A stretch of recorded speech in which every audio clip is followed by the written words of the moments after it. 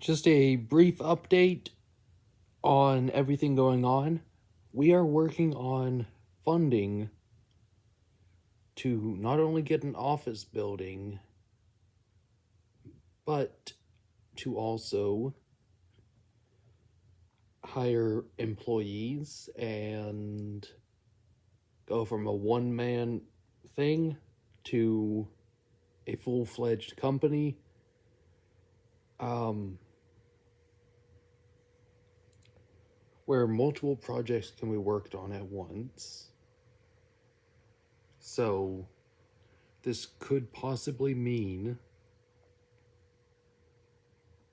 that the currently untitled shooter game might be released long before I projected at the end of 2024. I don't think it'll be this year, but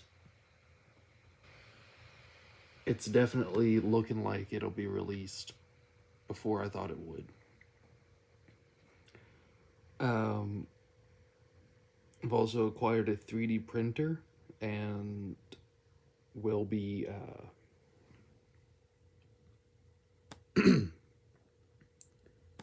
making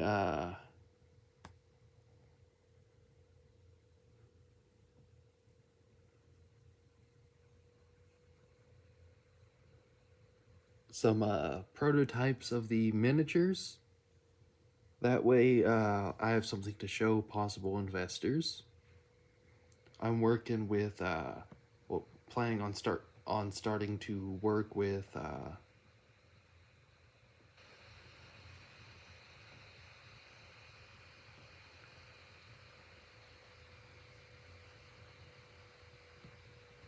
a group in New York that does this kind of thing. They've been around since the 90s. A good friend of mine recommended them, actually. He's starting up, I don't know what to describe it as, kind of basically replicas of vehicles from movies and TV that you can rent out for your event as a ride or whatever.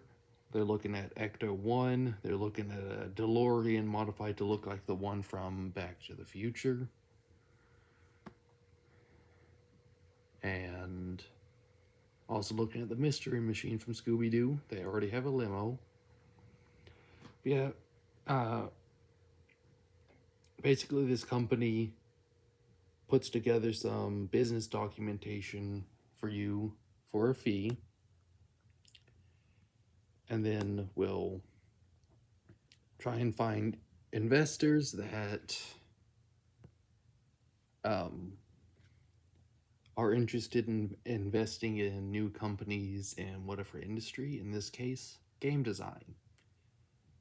And some of these investors will invest millions of dollars in exchange for like 20% of the ownership of the company. So there's a lot in the works right now. I will give updates as I can. I still plan on making a video about Blazandi Reef, talking about what I got going on with that game. And in fact, a little bit of an update on that while I'm still here with this video. I've made the basic rules of the game and have started the rules for the characters.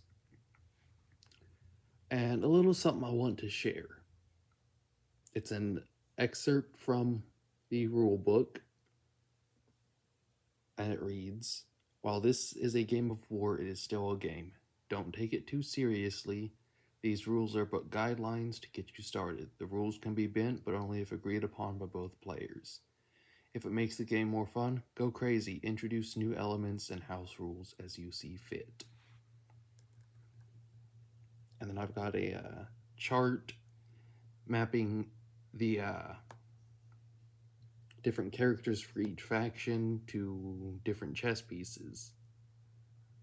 Got the usual 8 pawns, and there will be 8 of those per faction.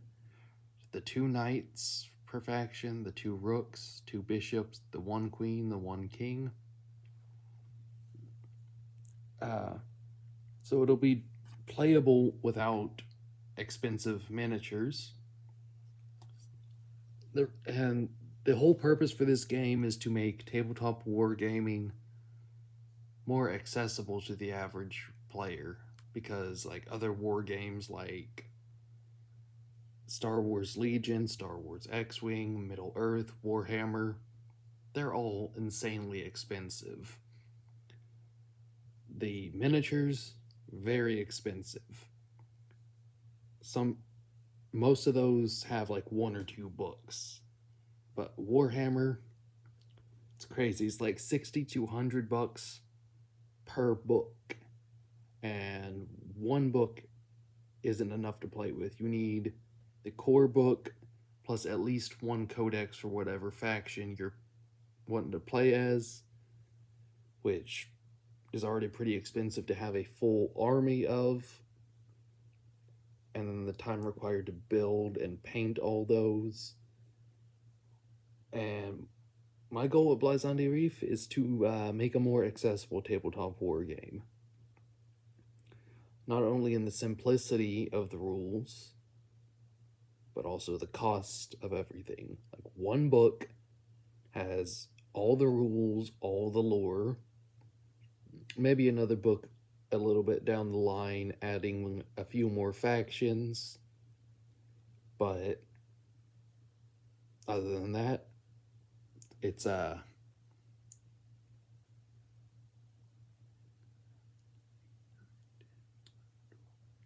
like 13 factions that are currently playable.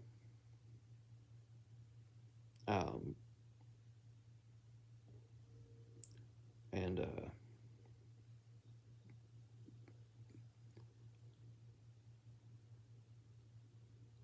a few more on the map that I haven't touched on, mostly because I really don't have any strong ideas about what they are just yet.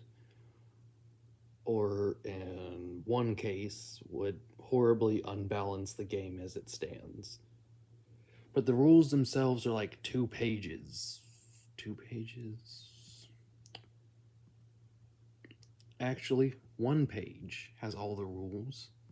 And then there's going to be several pages with stats.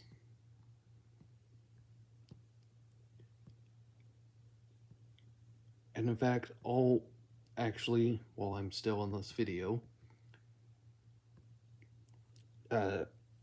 make a brief mention of all the ones for this first faction I made.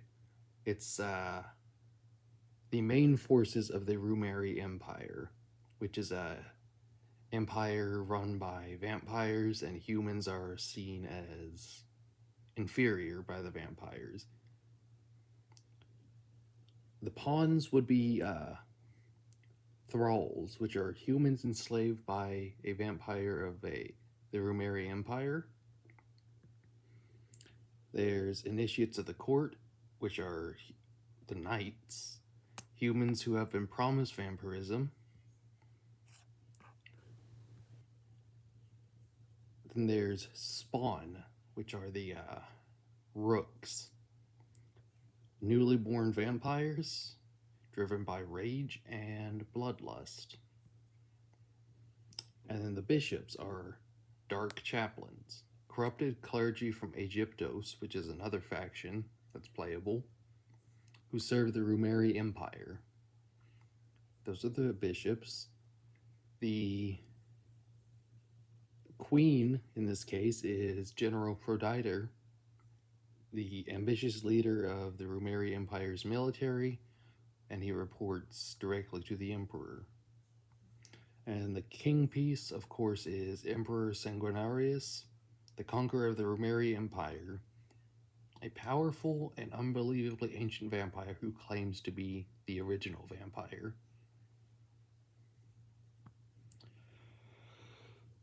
Yeah, there's a lot in the works right now, from funding to working on the game.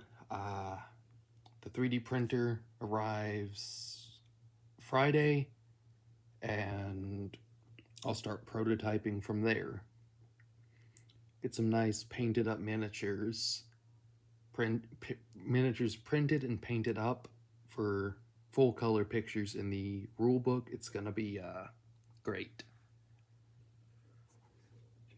Just thought I'd give an update.